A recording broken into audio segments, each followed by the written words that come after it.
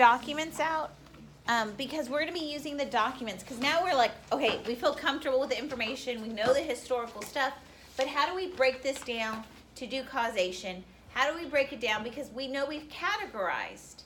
And so that's what we're going to look at. We're going to be looking at our documents to determine where do they go, these categories, and then this will then help us develop our paragraphs. So we're going to go document by document and see where they fit in. So our first document, document A, does that go with beliefs? No. Okay. Does document B go with beliefs about the tariff? Does it really go with beliefs? No. Document C, the Declaration of the Anti-Slavery Convention. Does that go with beliefs? Yes. So I'm going to put document C, which we know is the Anti-Slavery Convention.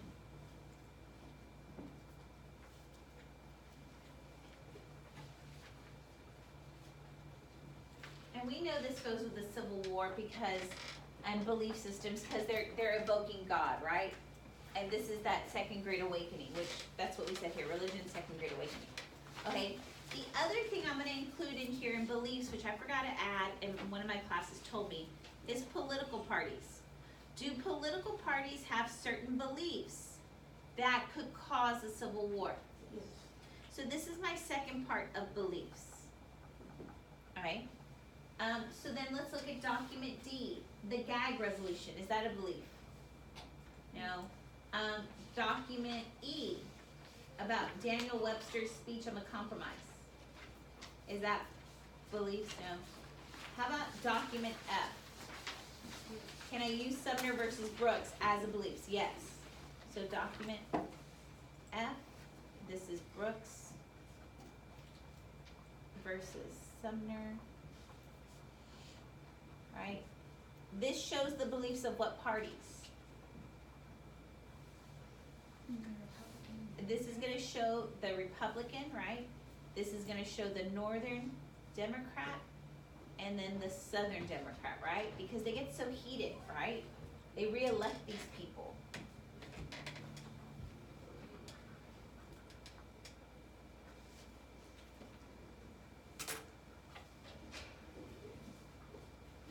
Okay. Document G, the Douglas Freeport Doctrine. Is that beliefs? Does it show beliefs in different areas? Yes, right? Document G, this is the Freeport Doctrine. This is going to show me about our Northern Democrats believing in what? Popular sovereignty, right? This shows me about the Republican, Lincoln. And this shows me about the Southern Democrats, that they believe in the Dred Scott decision.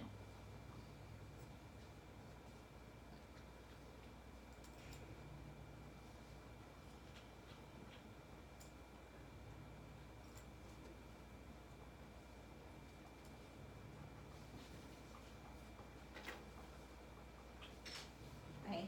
Does document H tell me about political party beliefs? Yes.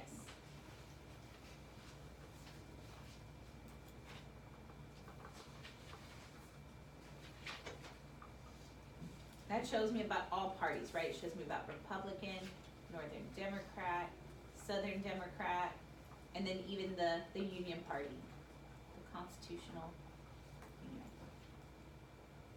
Looking at this, do I have something that I could potentially talk about in a beliefs paragraph? Yeah, right? Do I have enough documents to do this in a paragraph? Which one is the odd man out in this little thing? Okay, document C, that's a little bit out there, right? But these three, do they flow together? Do y'all see how we're doing paragraph development? We're trying to find the commonalities of these documents so we can create a good paragraph, okay? So, do y'all see how small America in the world is? Do you think we're gonna have any documents there? No. No, so this is any. There's no documents. Okay. Let's look at geography and the environment. Is document A geography and the environment? Yes. Yes, what's up? So document A, which is the westward, oh gosh, I completely forgot an E. There we go.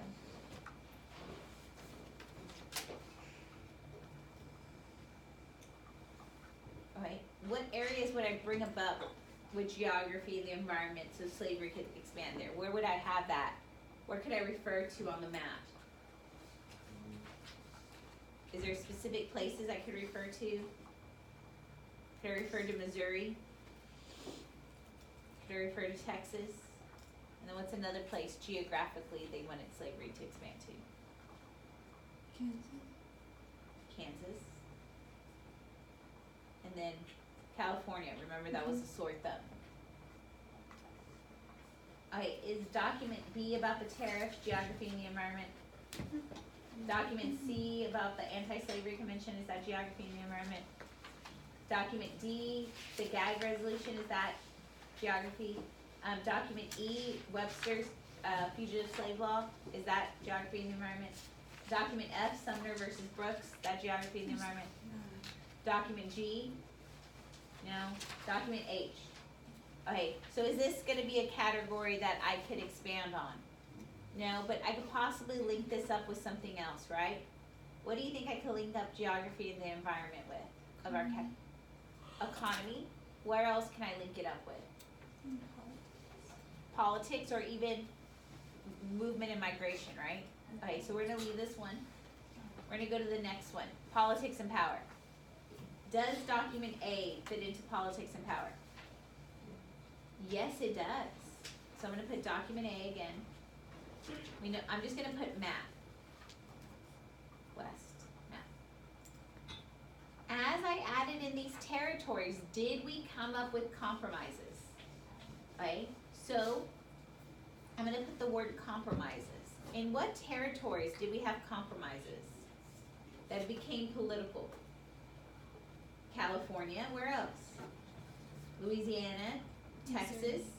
Okay, so I'm gonna write compromises because I could reflect over the compromise of 1820, 1850, Kansas,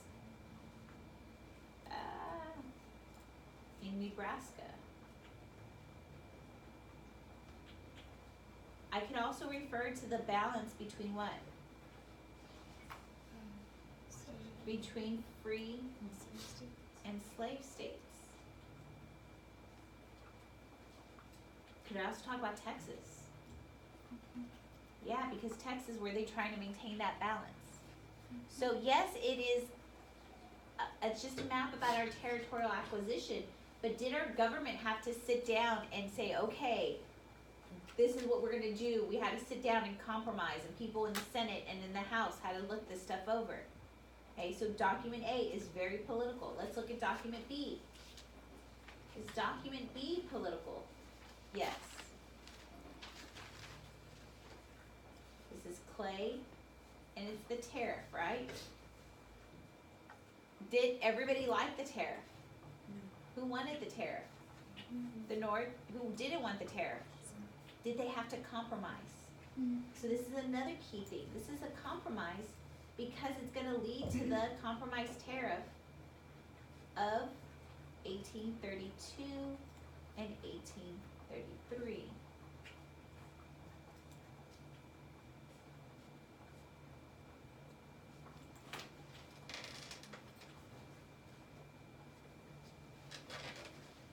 Is document C political? The Anti-Slavery Convention. Yeah, because in there they were asking Congress to do what? To abolish slavery, right? Stop the trade. So document C is political. This is the Anti-Slavery Convention.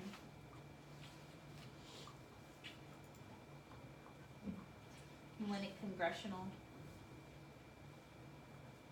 legislation.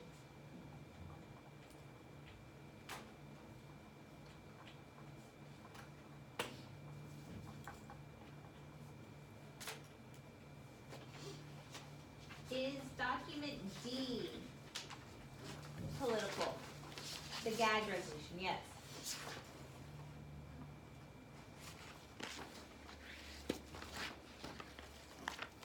Is this a compromise on both sides not to talk about slavery? Yeah, this is a compromise.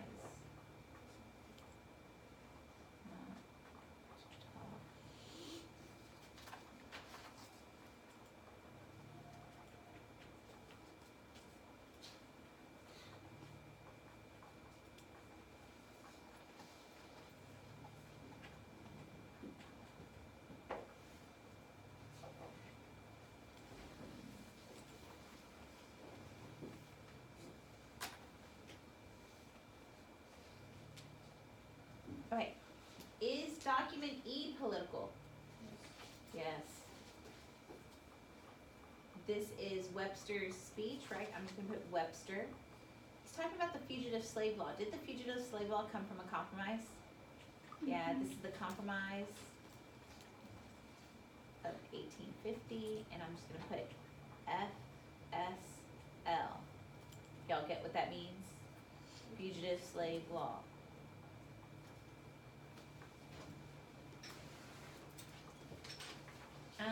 Document F, is that political? Yes, This is Sumner versus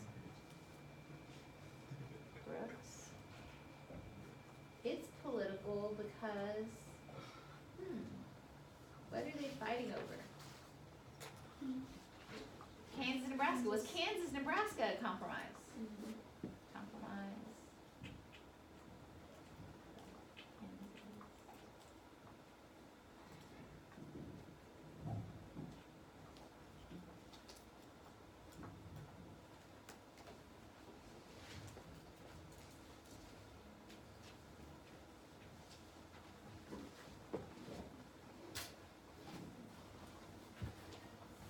Okay. Is document G a political document? Okay, so doc G. This is Freeport. Doc. And is this about a compromise? It's about the compromise in Kansas, Nebraska, right? I'm just gonna put arrows. Is document H political? This is election.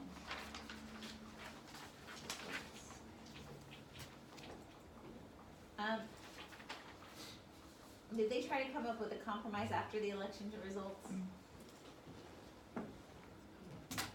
Do y'all remember the Credendon compromise after this to keep the South? No, but I'm just gonna put it there. They do try to compromise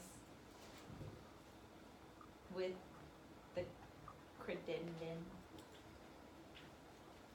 compromise. That was redundant. I put compromise twice.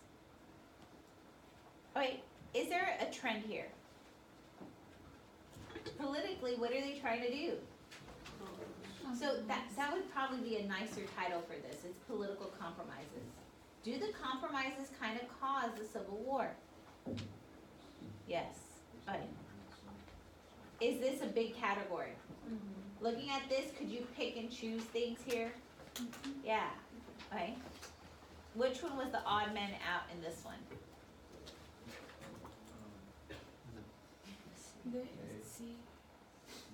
Yeah, that one, right? Because it didn't require a compromise.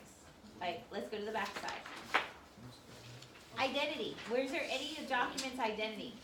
No, but this would be good. In your intro, couldn't you explain the identity of the South, the West, and the North? And how this eventually led to political parties? Or couldn't this even be, not in your intro, but couldn't this be your analysis of why the Civil War occurred because of these regional identities? Would this give you analysis? Talk about an event, talk about how the North felt about it, how the South felt about it, how it led to political parties. Is this the analysis here? This is your analysis for your paper. This is how you're talking about their reactions.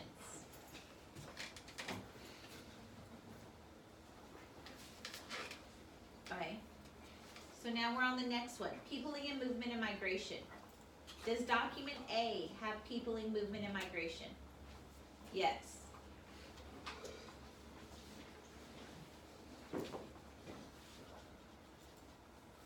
Okay. What in this is, what places can I refer to about people moving to that is going to lead to issues? Texas. Texas, what else? California, what else? Missouri? Where else? This one's a heated one, it's the pre-Civil War game. Kansas.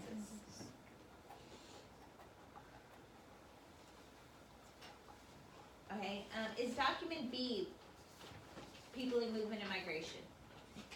Is document C peopling, movement, and migration? No. Is document D the gag resolution? No. Is document E? They're talking about what? The fugitive slave law. They're talking about a state also being created in this compromise. California, so this is document E, this is Webster. We know it deals with fugitive slaves. Are fugitive slaves movement and migration? Are fugitive slaves movement and migration? Yes. I'm gonna put Cali.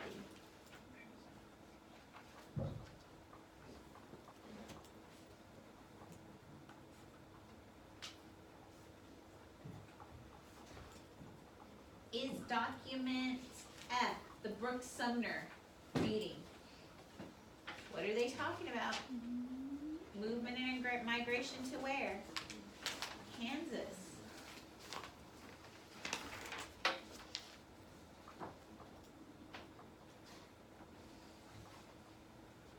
This talks about Kansas. Is document G movement and migration? Freeport Doctrine. People in the territories. Yeah.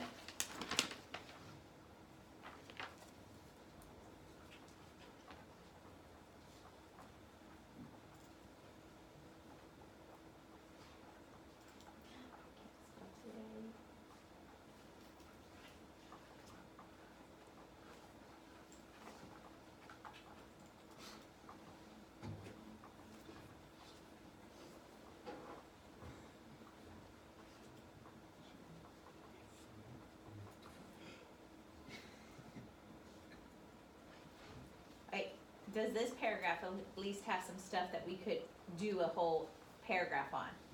Okay, so now let's go to our last category, economy. Does document A have anything on economy? Technology, economy, things that would add to our economy. Some people saying yes, some people saying no. Sort of. Is it the whole map?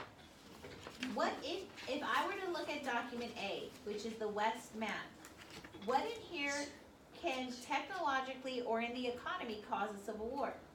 I think about Cali. What about this addition cause people to go here, which is going to cause a civil war? Gold. The gold. What about Gadsden? What in here could cause a civil war? That railroad, right? They purchased this area for that railroad.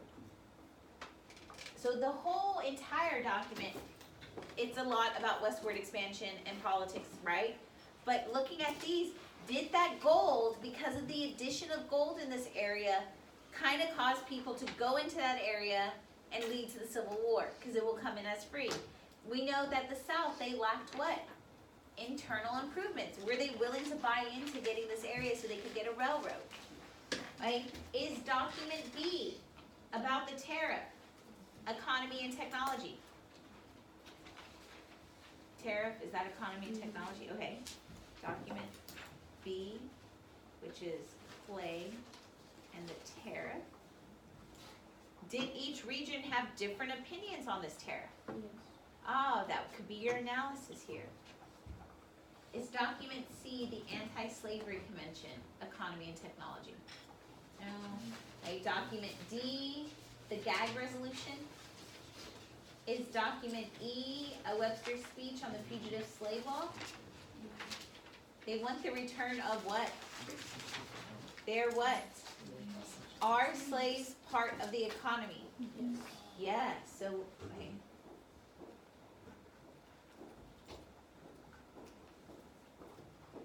And are those slaves valuable? This is why they wanted the return. Okay. Looking at what we have done on our chart, have we kind of parsed out some paragraphs for us? Is there some categories that are really good here? Right, what are some categories that are really good from what we discussed? Politics, but we were going to say, you know, the political compromises, right? Is there another good paragraph that we have? Okay, the political beliefs, right, of the parties. What's another good paragraph? The movement and migration of people to the West, right? Okay, do I have economic differences? So right now I have 4 strong categories for my essay. So what we're going to be looking at, how do y'all feel? Do y'all feel a little bit better? So essentially what you will be doing and getting now is you will be getting our outline. And this is what we're going to work on this class. We are going to work on it after our test next time. And this is what we're doing on Friday.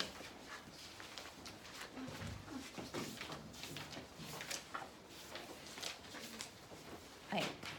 You will, what I suggest you do first is, I suggest do not look at the thesis. Do not look at contextualization. Do not look at bagpipe. What I want you to do is I want you to go straight to your body paragraphs. I want you to look at what we just did with the chart. I want you to figure out what categories you are going to do. So let me, for example, use beliefs. There was one document that was all by itself. Do you remember that anti-slavery convention thing? Well, let me use that. Usually most of us are not going to write one paragraph on one document, right? So I'm going to pretend that this is that paragraph on religion. I need to mention my bagpipe category. So what is my bagpipe category? Beliefs. It is evident that the beliefs that came out of the Second Great Awakening will help shape and develop the eventual division that will cause the Civil War. Have I restated my thesis? Have I brought up my bagpipe category? Okay, so that is what you're going to do. You're going to take your category, and I know we haven't come up with our thesis, right? But are we saying that other issues cause the Civil War? So it is evident that as we move west and people migrated into those areas, that their issues will bring light to stuff over slavery and maintaining the sectional balance that will cause a civil war. Did I mention my category? So what I want you to do first, just figure out what's my category. Okay? Then I want you to go, it's going to ask you within your paragraph what document you're going to use, what is a summary of it, and what's your HIP analysis. Do you have to do all the letters of HIP? Historical situation, intended audience, point of view, and purpose. Okay, so let me just write this one with that document in document C. I'm going to start it a little bit backwards. I'm going to go with the HIP analysis first. People like Charles Cranston Finney and Lyman Beecher are going to take the pulpit in the Second Great Awakening, and they're going to tell people that they could get salvation through good works by tackling the evils of society. One of those evils that these preachers of the Second Great Awakening are going to take on is slavery, which is going to encourage the abolitionist movement, which is evident in the Declaration, what is it called? No, not sentiments, that document C. Did that even sound good? Darn it.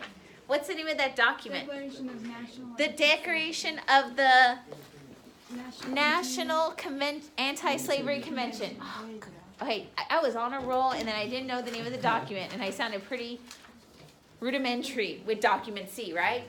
It is evident in the Declaration of the Anti-Slavery Convention that the abolitionists have been garnered by the belief that they could rid society of slavery, that they're requesting that Congress abolish slavery in the territories.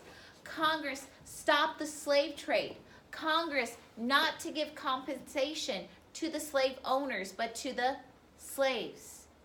Without the Second Great Awakening, the abolitionist movement would have not divided our nation into those in the North who were supporting them. And even events like John Brown, those abolitionists will support him, which will then lead to Southerners who are very passionate about slavery, who will form a contingency group called the Fire Eaters. Have I summarized the document? Have I given you HIP analysis? Have I talked about the separation? Okay, that's a lot. And this is why we have some of today, some of next time, that you're going to start going through and filtering through your information, filtering through your documents to figure out how you're going to weave your argument.